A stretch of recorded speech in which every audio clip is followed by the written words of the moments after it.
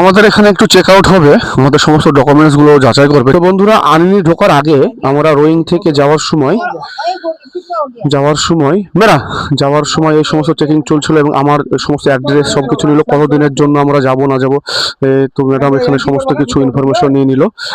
আর এই যে ফর্মটা দেখতে পাচ্ছেন, এটা হচ্ছে আন্ডারটেকিং ফর্ম, মানে নিজের রিস্কে আমরা যাচ্ছি। এখানে কোনো রকম সমস্যা হলে কিন্তু কোনো গভর্নমেন্ট কর্তৃপক্ষ বা কেউ দায়ী থাকবে না, নিজেই দায়ী থাকবেন। তো সমস্ত ফর্ম ফিল আপগুলো এখানে বেশ কয়েকটা বাঘ আছে, যে বাঘে মানুষকে শিকার করে নিচ্ছে। হ্যাঁ, এখন খোলাম, এটা বড় একটা জঙ্গল। আর ওই দিকটা দেখুন কত সুন্দর লাগছে, পাহাড়ের উপর থেকে দেখুন। এই, এই, অপু, অপু, অপু, এই, অপু!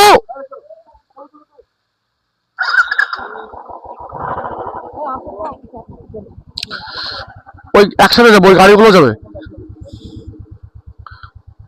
একসাথে যাওয়া ভালো, বুঝলা? কারণ বাঘের ভয়ে আমাদের মধ্যে প্যানিক সৃষ্টি হয়ে গিয়েছিল। এরপর থেকে তিওয়ারিগাঁও, তার থেকে 20 কিলোমিটার খুবই ডেঞ্জারাস, কারণ এই জায়গাতে বাঘ সেই কনস্টেবলটাকে খেয়েছিল। আর এতটা রিস্ক হলে আগে মানে যেতামই না, কিন্তু যেহেতু চলে এসেছি তো রিস্ক নিয়ে আমাদের উপরে উঠতেই হবে। আর আমরা পেট্রোলটা নাই এদিকে, আনিনি পানি নিবে। তারপরে আমরা রওনা দিই। ওদের পিছন পিছনে বুঝছো না কেন, সব একসাথে গেলে সুবিধা না, রিস্কের জায়গা।